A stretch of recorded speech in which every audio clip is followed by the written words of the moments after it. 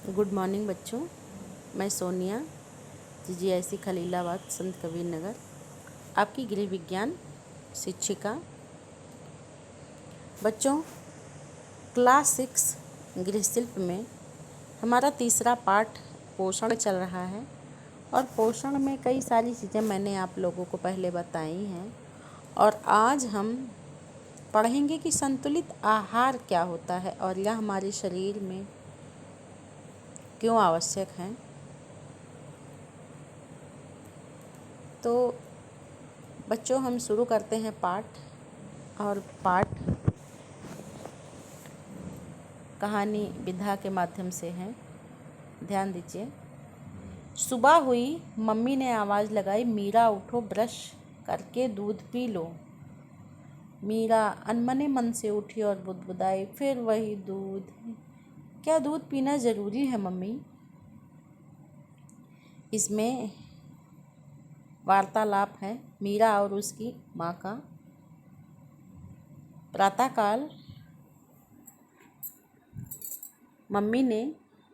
मीरा की मम्मी ने आवाज़ लगाई कि मीरा बेटा उठो, ब्रश करके दूध पी लो। तो मीरा बहुत अनमने मन से उठती है और बुदबुदाती है कि फिर वही दूध। और मम्मी, क्या दूध पीना ज़रूरी है? तो मम्मी ने समझाया मीरा को कि बेटा, दूध नहीं पियोगी तो तुम्हारी लंबाई ठीक से नहीं बढ़ेगी तथा तुम्हारे दांत और हड्डियां कमज़ोर हो जाएंगी। बच्चों, हम लोग भी आप लोगों को समय समय पर बताते रहते हैं कि दूध पीने से शरीर को समस्त पोषक तत्व मिल जाते हैं, क्योंकि दूध को संपूर्ण आहार कहा जाता है और दूध में सभी प्रकार के पोषक तत्व, विटामिन, प्रोटीन, खनिज, लवण, वसा सब चीज़ रहती है। इसीलिए दूध बहुत आवश्यक है शरीर के लिए। तो उसी तरह मीरा की मम्मी ने समझाया मीरा को कि बेटा, दूध पियोगी तब तुम्हारी लंबाई बढ़ेगी और तुम्हारे दांत और हड्डियां स्वस्थ रहेंगी, मजबूत रहेंगी, कमज़ोर नहीं पड़ेंगी। बच्चों, प्रायः हम लोग अपने घरों में कहते सुनते आते रहते हैं कि दाल, चावल, रोटी, सलाद, सब्जी सब कुछ खाना ज़रूरी होता है। और क्या कभी आपने यह विचार किया कि ऐसा क्यों होता है? कभी सोचा? बच्चों, शरीर को स्वस्थ बनाए रखने के लिए हमें विभिन्न प्रकार के पोषक तत्वों की आवश्यकता होती है और जिस भोजन में समस्त आवश्यक पोषक तत्व उचित मात्रा में विद्यमान रहते हैं तथा शरीर की समस्त आवश्यकताओं की पूर्ति करते हैं, वह संतुलित आहार कहलाता है। बच्चों, इसमें आपका एक प्रश्न यहाँ बन जाता है। लघु उत्तरीय में आ सकता है, दीर्घ उत्तरीय में भी यह प्रश्न आपका आ सकता है कि संतुलित आहार किसे कहते हैं। तो इसे आप इस तरह से लिखेंगे कि जिस भोजन में समस्त आवश्यक पोषक तत्व उचित मात्रा में विद्यमान रहते हैं तथा शरीर की समस्त आवश्यकताओं की पूर्ति करते हैं, वह संतुलित आहार कहलाता है। अच्छा स्वास्थ्य बनाए रखने के लिए हमारे भोजन में विभिन्न प्रकार के पोषक तत्व जैसे कार्बोहाइड्रेट, प्रोटीन, वसा, विटामिन, खनिज, लवण, जल आदि उचित मात्रा में सम्मिलित होने चाहिए। यानी इन सबों की ये सारे पोषक तत्व हमारे भोजन में उचित अनुपात में होना आवश्यक है। बच्चों, अक्सर लोगों में यह भ्रांति रहती है, एक भ्रम रहता है कि कुछ भी खाकर पेट भर गया तो भोजन कर लिया। और कुछ बच्चे तो केवल दाल चावल खाना पसंद करते हैं, कुछ बच्चे सिर्फ रोटी सब्जी खाना पसंद करते हैं, कुछ मैगी, पिज्ज़ा, बर्गर, चाउमीन खाना पसंद करते हैं। लेकिन बच्चों, ऐसा भोजन संतुलित आहार नहीं कहलाता है। और संतुलित आहार में दाल, चावल, रोटी, सब्जी, दूध, फल, सलाद का एक निश्चित अनुपात होना चाहिए, एक निश्चित मात्रा में होना चाहिए।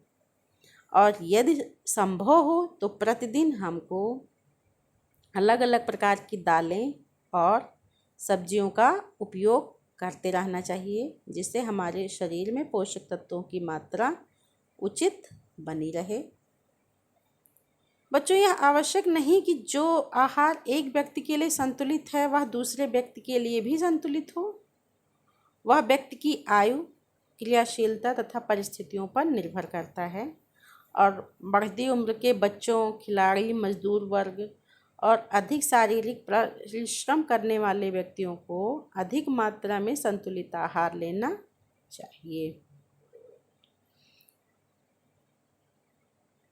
बच्चों देखिए, एक चित्र बना हुआ है, ये पिरामिड की तरह एक चित्र बना है। नीचे सबसे दिया गया है कि अधिक मात्रा में खाएं। क्या खाएं? फल, सब्जियां और अनाज। दूसरे में आपका दिया गया है कम मात्रा में खाएं। इसमें आपका मक्खन, अंडा, मछली, तेल, वनस्पति चीज़ें हैं। और जो सबसे कम मात्रा में खानी है वो है आपको मिठाई, समोसा, कोल्ड ड्रिंक, चाय और कॉफ़ी। तो जो सबसे अधिक मात्रा में आपको खानी है यह है, आप विभिन्न प्रकार के फल, सब्जियां, अनाज। फलों में आप आम, केला, संतरा और तमाम मौसमी फल जो उपलब्ध हो वो आप ले सकती हो। मौसमी सब्जियां ले सकते हैं और मक्खन, अंडा, मछली, इन सब का प्रयोग कम मात्रा में करना चाहिए। और जो सबसे कम है वह है आपका मिठाई, समोसा, कोल्ड ड्रिंक, चाय और कॉफ़ी। ये सारी चीज़ें आपको बहुत ही कम मात्रा में लेनी है। तो ये पिरामिड के माध्यम से समझाया गया है, इसको आप लोग पढ़ लीजिएगा, समझ लीजिएगा। तो बच्चों, अब आज आपका पोषण पाठ समाप्त होता है और अब हम इसके प्रश्नों को हल कर लेते हैं। आइए हल किया जाए। देखिए, इसमें पहला जो प्रश्न है वह है बहुविकल्पीय। और बहुविकल्पीय में मैंने पिछले पाठों में आपको बताया है कि किस तरह से बहुविकल्पीय प्रश्नों को आपको हल करना है। इसमें पहला है, सही विकल्प के सामने दिए गए गोल घेरे को काला कीजिए। यानी एक प्रश्न रहेगा और उसके 4 ऑप्शन रहेंगे, जो सही हो उसके आगे आपको गोल घेरा बनाना है। तो इसमें आपका प्रश्न है कि नाश्ते में लेना चाहिए आपका चाउमीन, पिज्ज़ा, कोल्ड ड्रिंक, अंकुरित चना और मूंग। तो इसमें आपका सही उत्तर है अंकुरित चना, मूंग आपको सुबह नाश्ते में लेना चाहिए, ना कि चाउमीन, पिज्ज़ा और कोल्ड ड्रिंक। ये सब चीज़ें नाश्ते में नहीं लेनी चाहिए। आपको नाश्ते में लेना चाहिए अंकुरित चना, मूंग। दूसरा प्रश्न है कि किशोरावस्था में बालिकाओं को पोषक तत्वों की आवश्यकता होती है। इसमें आपके पोषक तत्व हैं प्रोटीन, लौह तत्व, वसा और आयोडीन। तो इसका सही उत्तर है लौह तत्व। लौह तत्व पे आप गोला घेर देंगे। दूसरा प्रश्न है आपका अति लघु उत्तरीय प्रश्नों में कि फल तथा हरी सब्जियों से कौन सा तत्व प्राप्त होता है। इसका उत्तर है कि फल तथा हरी सब्जियों से हमें प्रोटीन तथा खनिज लवण प्राप्त होता है, या फल तथा सब्जियों में विटामिन और खनिज लवण पाया जाता है। दूसरा प्रश्न है, कार्बोहाइड्रेट का प्रमुख कार्य क्या है। कार्बोहाइड्रेट का प्रमुख कार्य है दैनिक कार्यों के लिए हमारे शरीर को ऊर्जा प्रदान करना। तीसरा प्रश्न है आपका लघु उत्तरीय, जो मैंने अभी आपको पहले पढ़ाया और समझाया है, और मैंने आपको बताया था कि यह प्रश्न लघु उत्तरीय और दीर्घ में आ सकता है। तो देखिए वो प्रश्न आ गया। लघु उत्तरीय प्रश्न में आपका पूछा है कि संतुलित आहार किसे कहते हैं। मैंने आपको बताया पाठ पढ़ाते समय कि जिस भोजन में समस्त पोषक तत्व उचित मात्रा में विद्यमान रहता है तथा जो शरीर की समस्त आवश्यकताओं की पूर्ति करता है वह संतुलित आहार या संतुलित भोजन कहलाता है। दूसरा प्रश्न है, भोजन पकाने की विधियों के नाम लिखिए। इसका उत्तर इस तरह से है कि भोजन पकाने के तरीके हैं जल द्वारा पकाना, इसमें उबालना तथा सूप बनाना। दूसरा है भाप द्वारा पकाना, इसमें वाष्प द्वारा पकाना हो जाएगा। तीसरा पॉइंट है चिकनाई द्वारा पकाना, इसमें कम घी तेल द्वारा पकाना और अधिक घी द्वारा पकाना। चौथा है कि आग की आंच में पकाना यानी भूनना और सेकना इसमें आ जाएगा।